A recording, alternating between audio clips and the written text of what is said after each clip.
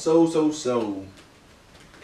this is my first official video, and mind you, my introduction, I had no hat, but I had to because I seen my little dreads swinging everywhere, and I ain't got my dreads twisted in like 2 months almost, because I'm just trying to let that new growth kick in. I don't like twisting like that, but this is my first official video. I want to do it on, give my perspective on the Willie Lynch letter and the making of a slave.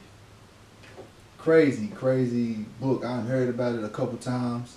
When I was at PV, it was a history teacher. I heard about it, and then when I was at LSU, I heard somebody talking about it before, but I never really just went out my way to go look for it. But I was reading A Message to the Black Man, and my significant other, mama, knew I was reading it, and she just decided to give me this book. And I'm glad, like, I read this. I only read it one time, but I just thought I'd just give my perspective on it and see what y'all think, and just, communicate.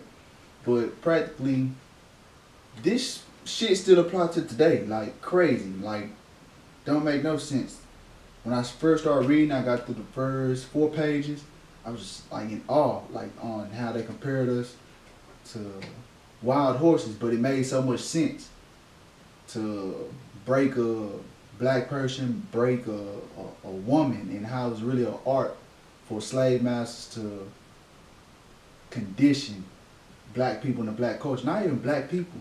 I really feel like shit, poor white people should read this book. It's so intriguing, just the perspective, and really like the 6 cardinal rules and everything. This should still apply today on the psychological mind state of black people and poor people, honestly, because it's a system set up for us today where we got the rich people on top and we got us, on the bottom. But the stigma, not the stigma, but just everybody from everywhere just look at black people in a negative manner. Even poor white people, they just like us, but shit, they look down on us. They even got in a book, white slaves, they taught them how to look them sideways. And matter of fact, let me do this. I'm gonna go to y'all the 6 cardinal rules and just read these to y'all and show y'all how they, over time, they set up a system that this would fuck up a race of people for like 300 plus years. And I think all jokes aside, they knew what the hell they was doing. They did a damn good job because it was executed so well. Like, it's so fucked up, but at the same token, they really knew what they was doing. Let me find out what page it was. It's only 30 pages. That's what's so crazy. I really feel like every black person, every poor white person should read this book. Well, minorities in general should read this book. What page is that? Alright, so here it is. Number 1. The boat, horse, and nigger are no good to the economy in the wild or natural state. 2. Both must be broken and tied together or for orderly production. 3. For the orderly futures, special and particular attention must be paid to the female and young offspring. That was one of the most important rules, because you break the male and then you make the female independent from the male. It just fuck up everything. But 4, both must be crossbred and produce a variety of division of labor. That's why, we got the light skin, dark skin, and it's still today. It was just a trend going on not too long ago, light skin versus dark skin niggas. Wow, like we some true niggas. Like we really practice what they taught us and how they made us. It's so crazy. But that's why reading is fundamental. Not fundamental, but like fun to mental. But number 5, both must be taught to respond to a particular new language. 6, psychological and physical instruction of containment must be created for both. Damn. So practically what they did was they would take, just reading through history, I learned that they would take like the most dominant male figure that we would have on a plantation or something, strip him naked, beat him, just degrade them as a being, like as a human being. And what that would do is anybody under that alpha male, they would be kind of scared, like, damn, like my superhero just got struck down. That's like Superman just get chastised. And you just like, he's supposed to be able to save us? Like, nah, if he can't save us, what the fuck I'm gonna do? But that's practically what they did. And then they took the female and made her independent. And that's why, you know, you go back and watch little interviews where Dr. Umar Johnson is talking about the black male is the only male out paid by the female.